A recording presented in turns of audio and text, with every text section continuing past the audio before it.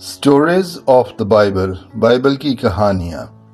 Parables of the Jesus Christ, यीशु मसीह की तमसीलें। प्यारे बच्चों, आज जो कहानी हम आपको सुनाने वाले हैं वो है मुआफ ना करने वाले नौकर की तमसील, parable of the unforgiving servant. आइए हम अपनी आंखों को बंद करें और दुआ करें। आसमानी खुदा, हम उन दिलों के लिए दुआ करते हैं जो आपसे मोहब्बत करते हैं। हमें अपने आप से ज़्यादा दूसरों से मोहब्बत करने की ताकत अता फरमाएं। प्यारे रब, हम दुआगो हैं कि आप हमारे जहन को, अच्छाई को जानते हैं और तलाश करने और अच्छी और बुरी चीज़ों के दरमियान फ़र्क को समझने की हिदायत दें। हम उस दिन के लिए आपका शुक्र अदा करते हैं। आमीन। मुआफ़ ना करने वाले नौकर की तमसील बाइबल मुक़द्दस में मत्ती की अंजील उसका 18 बाब उसकी 21 से 35 आयात में मिलती है।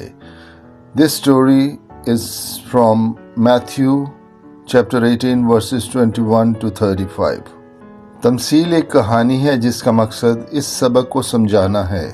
यीशु ने अपने पैरोकारों को माफ़ी के बारे में सिखाने के लिए मुआफ़ न करने वाले नौकर की तमसील का इस्तेमाल किया है।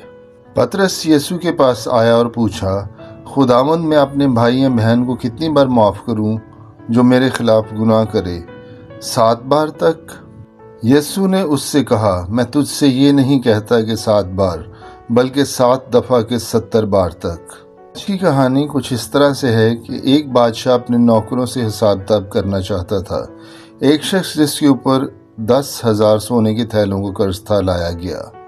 चूंकि वो अपना कर्ज अदा करने के काबिल नहीं था, बादशाह ने हुक्म दिया कि उसे अपनी बीवी और बच्चों समेत गुलाम बनाकर बेच दिया जाए। नौकर घुटनों के बल गिर गया, मेरे ऊपर रहम करो। उसने मिन्नत की, मैं सब कुछ वापस कर दूंगा। लेकिन बाहर जाते वक्त नौकर ने एक साथी नौकर को देखा जिसने चांदी के 100 सिक्के उसे उधार लिए हुए थे। उसने उसे गर्दन से पकड़ा और गला घूंटने लगा। उसका मुतालबा था कि जो तुमने मुझसे कर्ज लिया है उसे वापस कर दो। उस आदमी ने घुटनों के बल गिरकर उससे इल्तिजा की, मेरे साथ सब्र करो, मैं तुम्हें वापस कर दूंगा। नौकर ने उसकी बात मानने से इनकार कर दिया और उस आदमी को कैद में डाल दिया जब तक वो कर्ज अदा ना कर दे। जब दूसरे नौकरों ने ये देखा तो उनको गुस्सा आया और जाकर बादशाह को बताया कि जिस नौकर को बादशाह आपने कर्जा माफ किया उसने दूसरे नौकर से क्या सलूक किया। बादशाह ने नौकर को बुलवाया, तुम बुरे और बदकार नौकर हो। उसने कहा, जब तुमने मुझसे मिन्नत की तो मैंने तुम्हारा सारा कर्ज उस वक्त छोड़ दिया था। क्या आपको अपने साथी खादम पर वही रहम करना नहीं करना चाहिए था? बादशाह को गुस्सा आया और उसने अपने नौकर को कैदियों के हवाले कर दिया जब तक वो अपना कर्ज अदा न करते।